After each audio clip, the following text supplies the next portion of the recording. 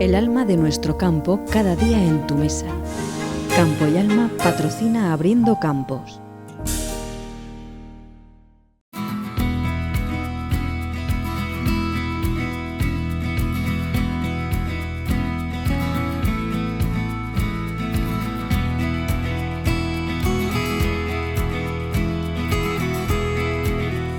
Muy buenas noches y bienvenidos un jueves más a nuestro programa semanal Abriendo Campos. Como siempre les contamos la actualidad del sector primario, ganadería, agricultura y desarrollo rural de nuestra comarca y se la acercamos a sus hogares. El campo es quizá uno de los sectores productivos más desprestigiados y, sin embargo, más fundamental para el sustento de cualquier sodero.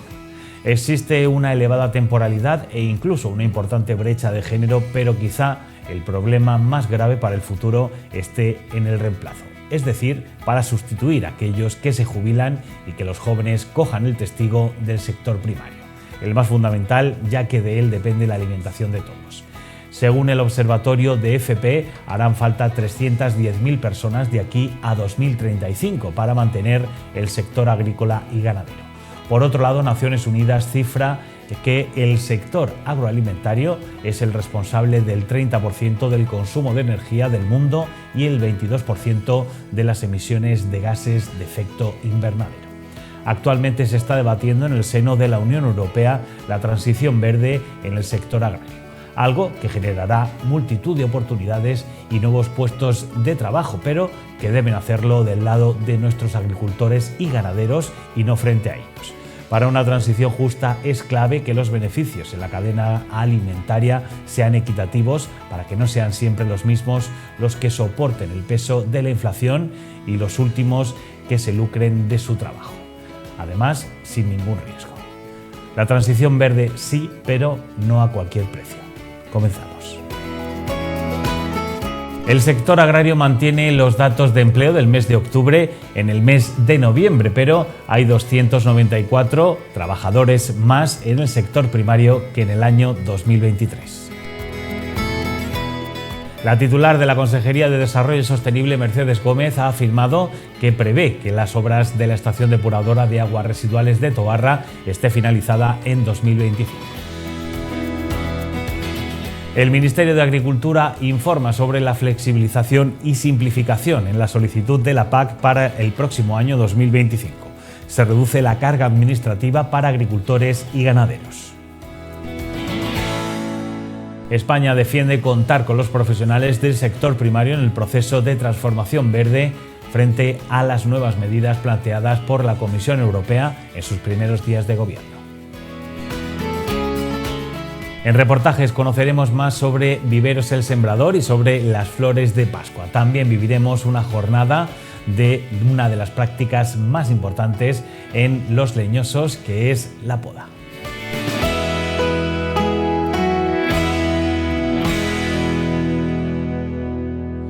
Los datos de empleo del mes de noviembre mantienen los mismos 205 desempleados en el sector agrario desde octubre.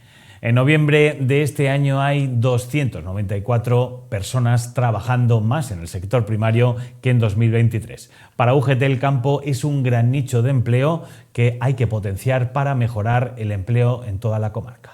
Tenemos que poner el acento en la vulnerabilidad que tenemos en el empleo en nuestra comarca y tenemos que fortalecer las medidas que vayan dirigidas precisamente al desarrollo industrial basado no solo en la atracción de nuevos proyectos, sino también el desarrollo de actividades en torno a nuestro sector primario, que puede ser un buen yacimiento de empleo.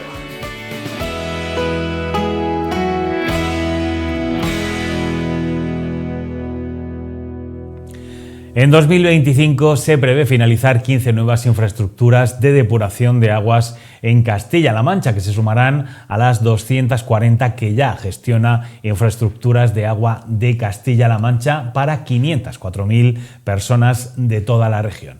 Entre ellas está la estación depuradora de aguas residuales de Tobarra.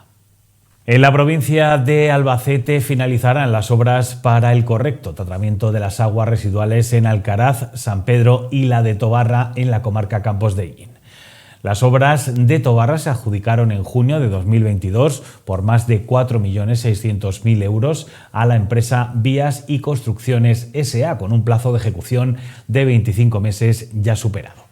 La consejera ha afirmado que terminarán estas obras el próximo año 2025, del que también dependerá la redotación de agua para agricultores que saldrán de esa EDAR. En el año 2025 vamos a terminar las obras de al menos 15 depuradoras que están en estos momentos con una ejecución de más de 45 millones de euros, como digo, en ejecución.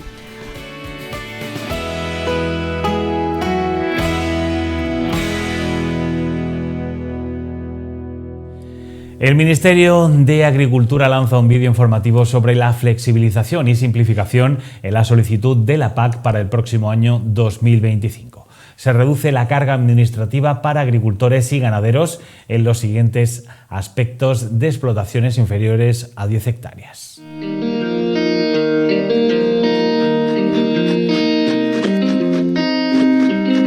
Queremos hacer más simple y flexible la tarea de los agricultores y ganaderos.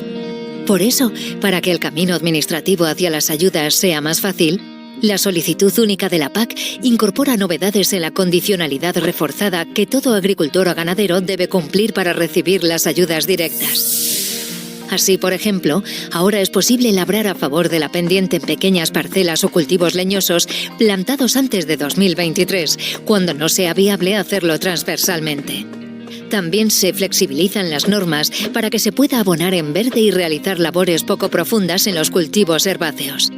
Además, se permite hacer uso de las cubiertas inertes en leñosos en parcelas con una pendiente superior al 10%.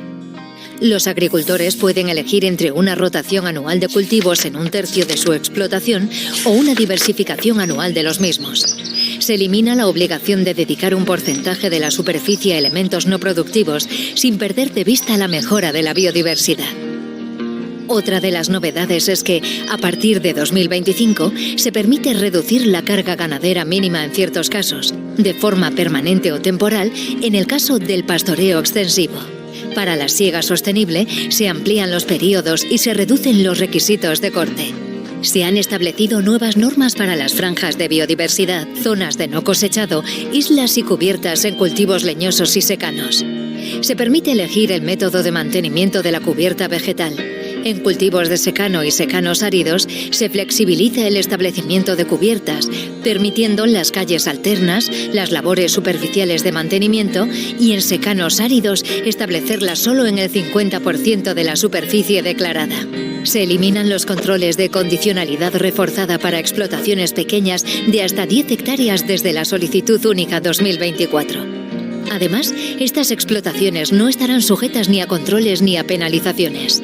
El uso de fotos georreferenciadas será voluntario y permitirá evitar controles en campo si el agricultor lo prefiere. Las anotaciones en el cuaderno de explotación podrán seguir realizándose en papel o en formato digital según decida el agricultor. La nueva normativa de la solicitud única de la PAC te hace la vida más sencilla para que te puedas centrar en tu negocio agrícola o ganadero. Con menos trámites, con más flexibilidad. Rural, vital, sostenible. Red PAC, más impulso al medio rural. Ministerio de Agricultura, Pesca y Alimentación. Gobierno de España.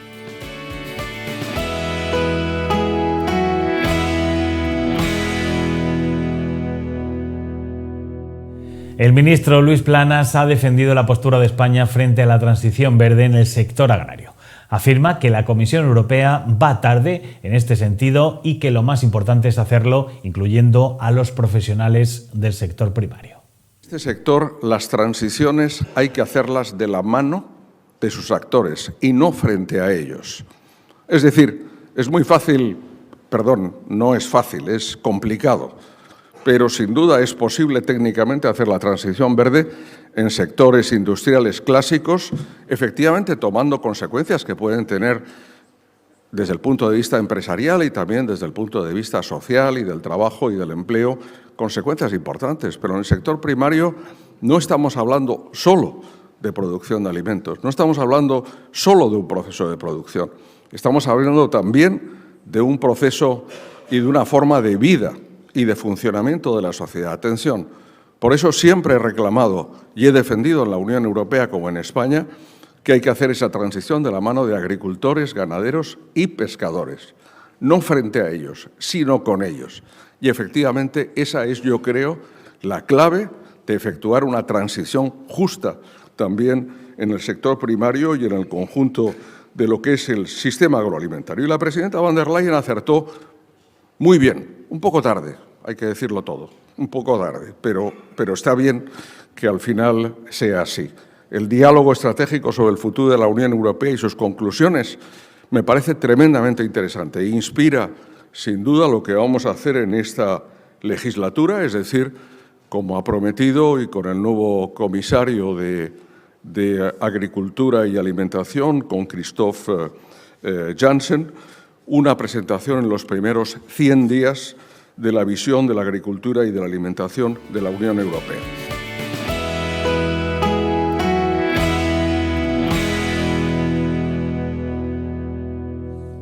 Y como han podido ver en nuestro plató, se acercan las Navidades, ya tenemos nuestro árbol especial agrícola aquí en este plató de Abriendo Campos, y por ello llegan también las flores de Pascua, flores de Nochebuena o flores de Navidad, que se han convertido en una de las tradiciones de estas fechas porque da color a nuestros hogares y también existe la creencia de que dan buena suerte. Nos vamos a Viveros El Sembrador para conocer más sobre este proyecto que tiene Cáritas de inserción laboral por medio de la agricultura y también más sobre estas plantas.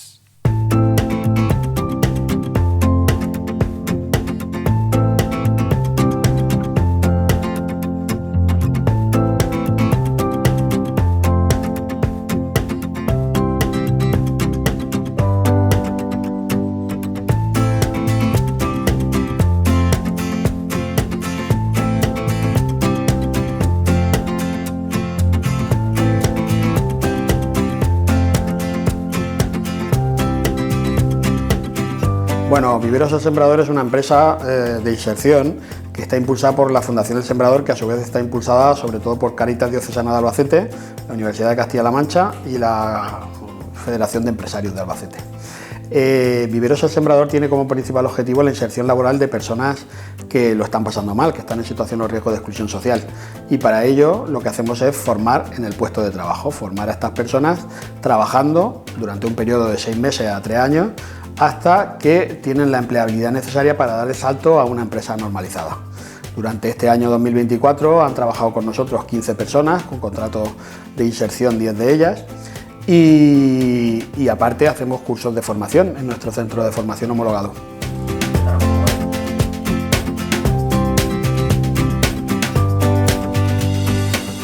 Bueno, pues porque un cúmulo de circunstancias. Por un lado necesitas una infraestructura y en este caso tenemos el vivero que está cedido por el Ayuntamiento de Llín, un vivero, una infraestructura que no se estaba utilizando y que le hemos dado un valor, ¿no?, con unas inversiones que se han ido haciendo para ponerlo en funcionamiento y bueno, pues aprovechando esa sinergia, pues tenemos que formar también en empleos que después se puedan encontrar, y la comarca de Llín, pues la agricultura es un sector predominante y es donde nuestros trabajadores pueden encontrar después un segundo puesto de trabajo.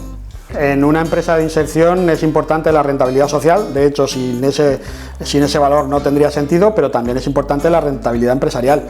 No tener ánimo de lucro no significa que no tengamos que ganar dinero, significa que hay que ganar dinero, cuanto más mejor, y ese dinero reinvertirlo en la propia actividad, que es creando más puestos de trabajo para personas en situación o riesgo de exclusión social. Y nosotros nos gusta hablar del término corresponsabilidad. O sea, por un lado está la Fundación El Sembrador, que impulsa la empresa, están las instituciones públicas como el Ayuntamiento de Llín o la Consejería, con líneas de ayuda específicas para ese déficit de productividad de las personas que trabajan con nosotros, pero también hay una responsabilidad particular de todos y cada uno de nosotros, ¿no?, que podemos optar por un consumo más solidario, por un consumo más responsable y bueno, pues apoyar proyectos como estos, que no significa que el servicio que vayas a tener o el producto que vayas a tener sea peor, pues igual que cualquier otro en el mercado.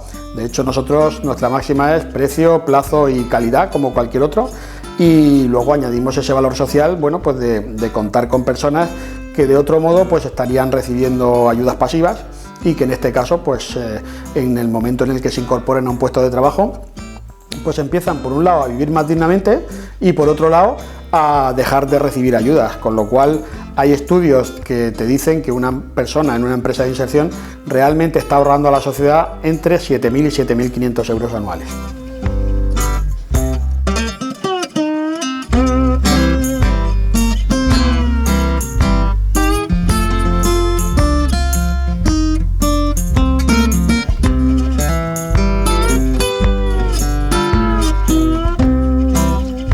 A través de Fundación El Sembrador llevamos a cabo el proyecto Viveros El Sembrador, la persona como protagonista de su itinerario de inserción en EGIN. El objetivo de nuestro proyecto es que las personas sean protagonistas de su proceso personal y profesional para así mejorar su empleabilidad laboral. Este año el grupo se divide en 2 cursos de 5 personas, con una duración de 3 meses y medio cada una. Y los participantes han llevado un horario de lunes a jueves de 9:30 a 1:30. Y las prácticas las han desarrollado en la empresa de inserción Viveros El Sembrador, ubicado en Nava de Campaña, cerca de EGIN. Además, los participantes reciben una ayuda económica de 200 euros mensuales para cubrir los gastos de transporte. En este curso hemos dedicado gran parte a trabajar las competencias transversales esenciales en el desarrollo personal y profesional. Esto incluye habilidades como la comunicación, el trabajo en equipo, la resolución de conflictos, que son esenciales en cualquier entorno laboral. También desempeñamos actividades como la orientación laboral, la elaboración de currículum, la inscripción en plataformas de búsqueda de empleo como la agencia de colocación de Cáritas, y por otro lado tenemos las prácticas en el vivero, que es una gran oportunidad para adquirir una experiencia real, porque realizan muchísimas actividades como la técnica del esqueje, la retirada de hierbas adventicias, el enmacetado, el semillado, también llevamos a cabo el compostaje y también la gestión del punto limpio de EGIN. Y muchísimas más actividades, porque la verdad que es un oficio muy versátil. Y en este proyecto no solamente se desarrollan las habilidades y el aprender un nuevo oficio, sino que también te ayuda a crecer como persona.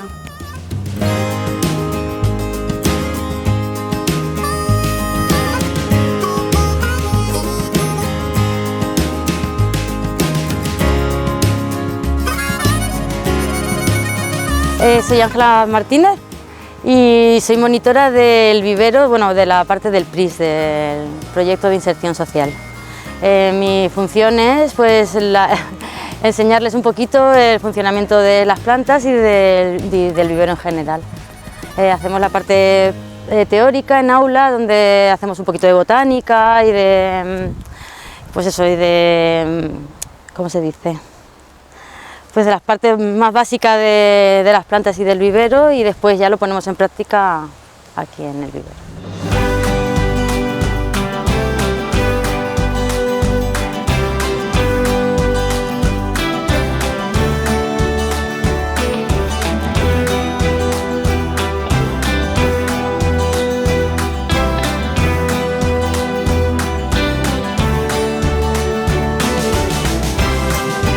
Pues esta zona es la zona de los árboles grandes. Aquí lo que se hace es, una vez que han crecido, se pasan a maceta y se mantienen aquí hasta la venta al público. Y pues hay mantenimiento en cuanto a herbicidas, revisar el riego y poquito más. Hemos hecho aquí unos poquitos de esquejes, injertos en los nogales y bueno, eso es básicamente lo que se hace ahí.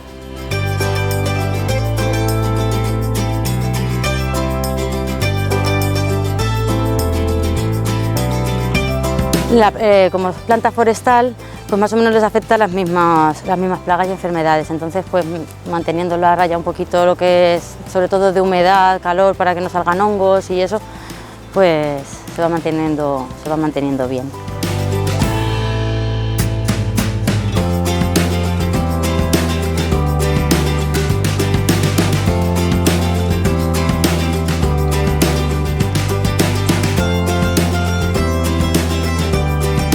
Estos son esquejes de este año, estos en concreto son de taray, de un árbol forestal que se utiliza mucho para la repoblación y es muy curioso ver cómo de trozos de rama gorditos, gracias a las hormonas de enraizamiento, pues han podido rebrotar y por dentro las yemas que tenían han enraizado.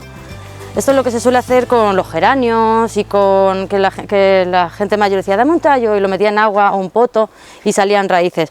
Pues esto es igual pero con la planta forestal. Lo que pasa es que la planta forestal hay que ayudarle un poquito con las hormonas de enraizamiento para facilitar el crecimiento de las raíces. Tenemos también por aquí lavanda, también ha sido esquejada este otoño. Todas estas dos filas son de lavanda. Hay también algo de sabina, está por aquel lado,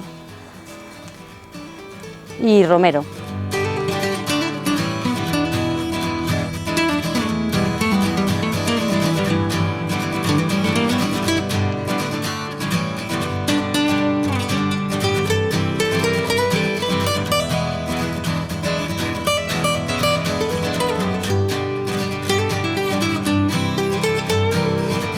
Los esquejes se hacen con tallos de la planta de este año nuevos.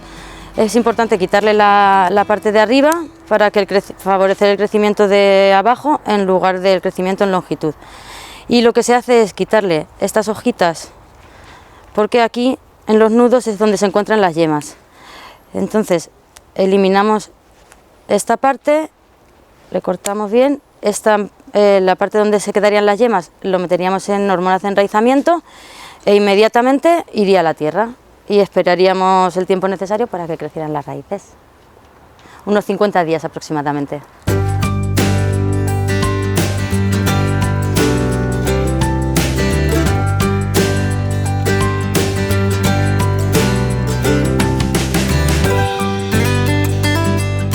Estas son las lavandas de este año, esquejadas. En este lado están los romeros, que ya han perdido la hoja y en principio ya debe estar creciendo por abajo las raíces. Por allí tenemos durillo, mirto. y en ese lado hemos hecho una prueba también, esta que está allí, de sabina, que la sabina también es un árbol de crecimiento lento y no sabemos si va a dar resultados, pero hemos hecho pruebas a ver si nos sale.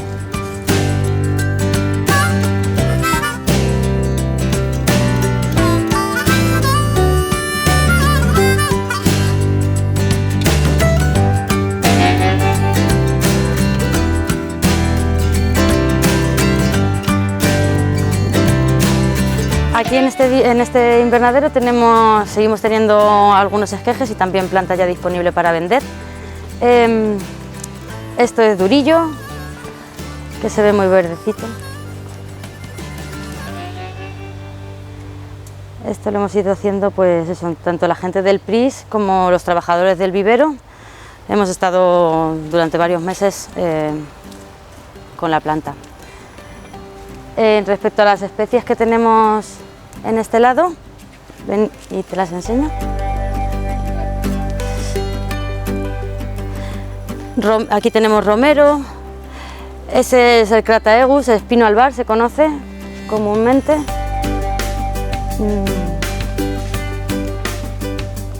Esta de aquí, de este lado, es familia del olivo. Se parece mucho a algunas plantas, bueno, se utilizan como base para luego los injertos, para luego la planta incluso para el pistacho se utiliza también planta forestal como base de injerto porque es autóctona y resistente y muchas de estas plantas también se utilizan para otras cosas.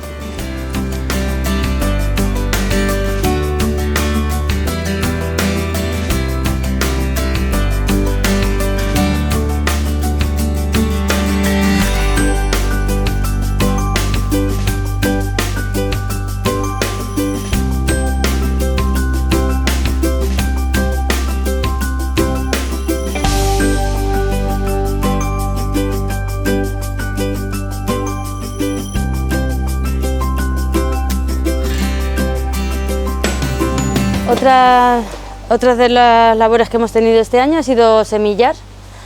para esta primavera tener la planta fuerte y crecida para su venta. Y en estas bandejas son semillados de este año. Aquí se ve cómo ya está saliendo la nueva planta. Esto es retama y esparto también había por ahí.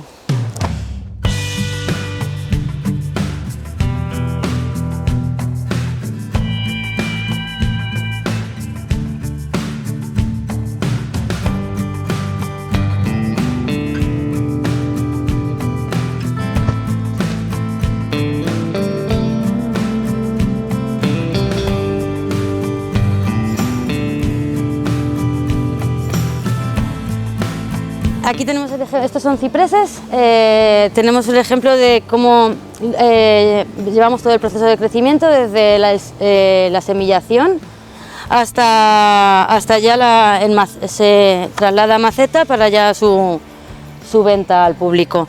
Estos cipreses se venden tanto como para particulares, para hacer setos o para forestación de monte.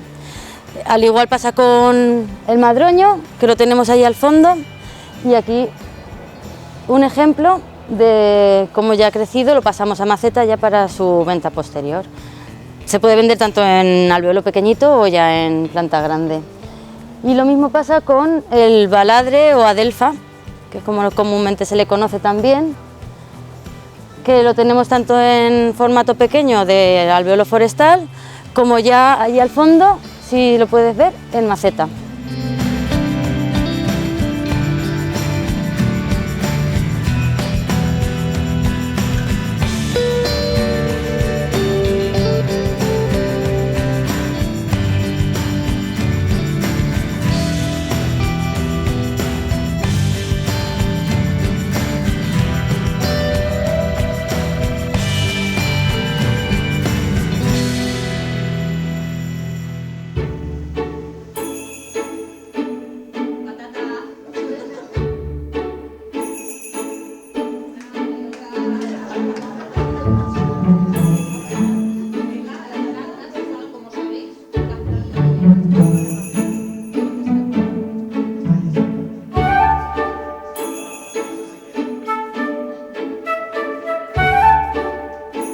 La planta de Navidad del año, la planta es la flor de Pascua. Existen solo unas 100 especies de la misma planta que hacen que las hojas tengan diferentes tonalidades.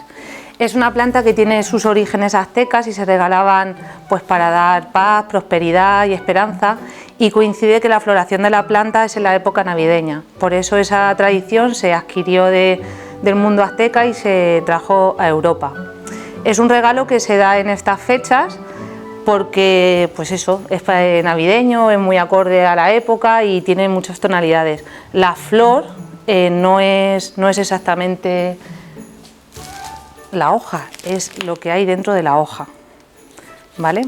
Y nada, lo primero que hay que hacer cuando recibes esta planta es quitarle el plástico, porque no le gusta la humedad y prefiere ambientes que corra el aire entre las hojas y la planta en sí.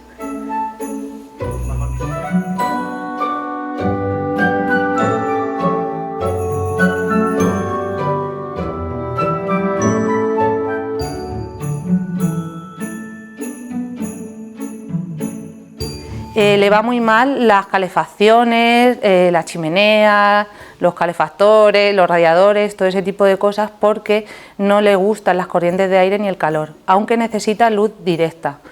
Entonces se establece un sitio para la planta donde le dé la luz del sol no directa, pero sí que tenga una buena iluminación y que no le dé un aire caliente.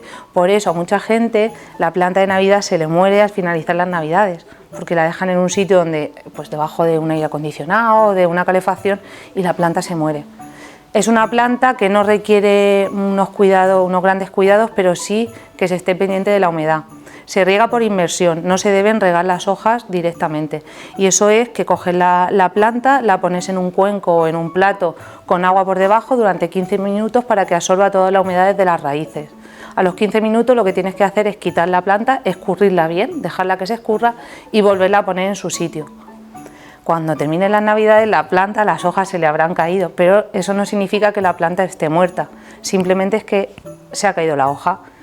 ¿Qué hay que hacer para mantener esa planta? No tirarla a la basura si no está muerta y darle una poda agresiva, que es cortarla dejando siempre por lo menos una yema por debajo, porque esa planta con unos cuidados iguales que los anteriores, con los mismos riegos una vez a la semana, con la misma exposición solar, que no tenga corrientes de aire, en primavera rebrotará.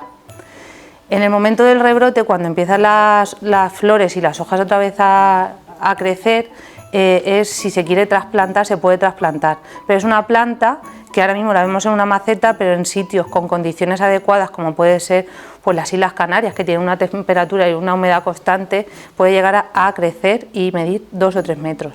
Entonces, si se quiere que esa planta crezca y ensanche, pues se trasplanta en primavera con un sustrato universal, se le abona un poquito y se siguen con los mismos cuidados que anteriormente he comentado. Cuando llega la época de septiembre, esta planta, esto es su genética, las hojas, la primera hoja que le sale es roja, pero la siguiente, si no se hace un truco, crecerá verde. ¿Qué hay que hacer? Pues a mediados de septiembre, principios de octubre, para que vuelva a nacer el color original de la hoja y de la flor, hay que ponerla en oscuridad durante 10 o 12 horas al día. Se mete en oscuridad y volverá a tener su coloración original.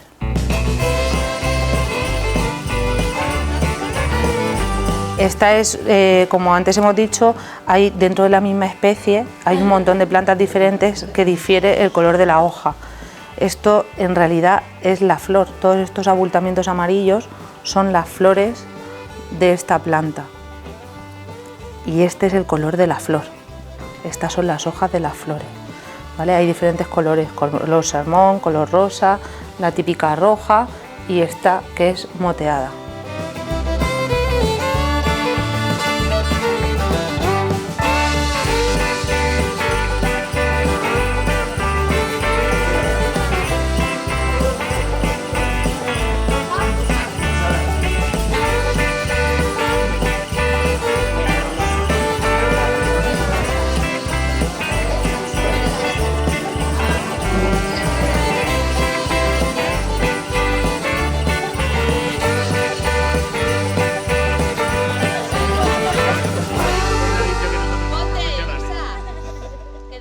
Y nos vamos unos minutos a publicidad, pero enseguida volvemos para ver cómo se poda correctamente. Una de las prácticas más importantes en la agricultura, sobre todo en leñosos. No se vayan, que ya volvemos.